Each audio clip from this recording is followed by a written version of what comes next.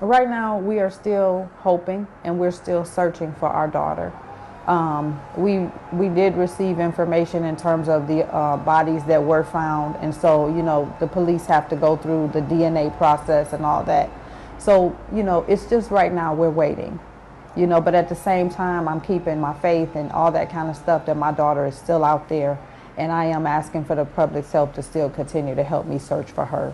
Were you able to go to the medical examiner's office, or did they ask you to go? No. Okay. All right. So you don't believe that?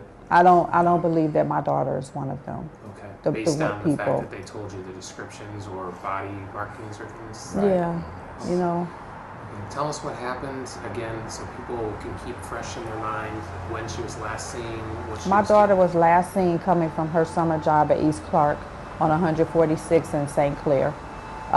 She was coming, down St. Clair. We saw her on the videotape at passing 148th and St. Clair at Proper Creation Salon, and she never made it home. I don't know, what happened after that, but I know that my daughter would have come home. We were in the process of moving. She was excited. We were looking at buying curtains and just, she was picking out new furniture for her bedroom, and she would have come home. And since I haven't heard from her, it's not like my daughter not to contact me or call me. And it's been 12 days? It's been 12 days. Yes. No one can, with a few exceptions, appreciate what you're going through or understand. I mean, this family in Akron, the not knowing is...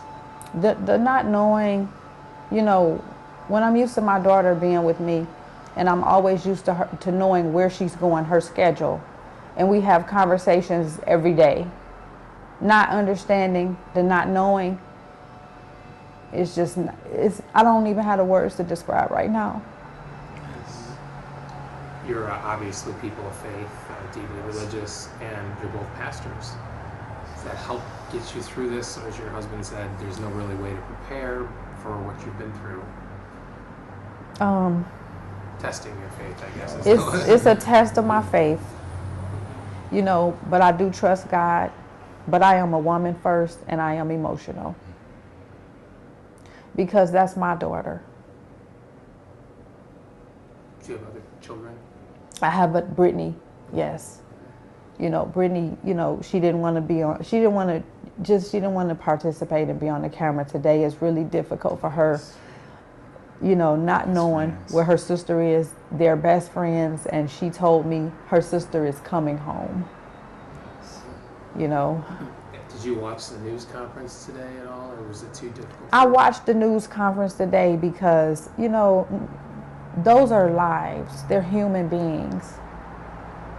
Those are somebody's babies, somebody's children. There is somebody whose hearts that is going through the same thing ours is going through.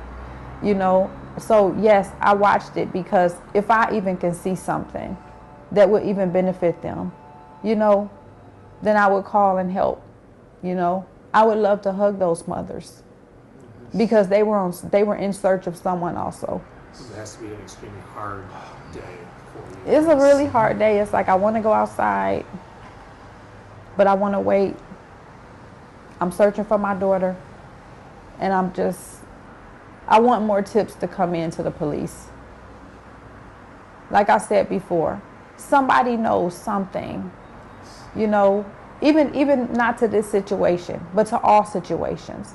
Somebody knows something in many situations where people are missing, someone is hurt, somebody is injured, and people should just say something. You can call anonymously. You don't even have to say it's you, but get the word out to help somebody else other than keeping it in. And as far as what you do next, you've got a lot of help. People are out. We have so much help that I am so grateful. I am so overwhelmed with greatness because people call and they send words of encouragement to me. They ask what can they do. They've been down to the site. The volunteers they just continue to come to let us know that they're continuing to search for my daughter. Different businesses have, donated different things to us, and down to the site at 147th Street. It's just been an overwhelming response, and I really can see the power of the community really coming together during this time. My family, you know, whom I've not connected with in a while, have been coming out and came out to support, you know, the Shirellda's father, you know, Van, his mom and sisters have just been tremendous help, along with the other extended family and things like that have just given us a lot of support at this time. Words just can't even describe. You know, the law enforcement, you know, they have treated us like family. Yes. Not just that we were other clients. You know, that they wake up with my daughter on their minds. You know, the detective that's assigned to us, she's almost like a mother figure. And she calls and lets us know, you know, what's the next step going to be. You know, Councilman Miller and Councilman Coates, you know, Art McCoy, you know, and the different groups, they've helped us to be able to cope and also lead us and guide us, because we've not ever gone through this before, you know. Did she graduate from a local high school here? She has not yet graduated. She will be in the 12th this year. Going into 12th grade. She's at the virtual schoolhouse. Okay. And her teacher is Candace Rude. She's homeschooled at her teacher's house. Okay, gotcha. You know. Okay, but you believe she's going to come home to you. I believe she's alive. Yeah. Yes.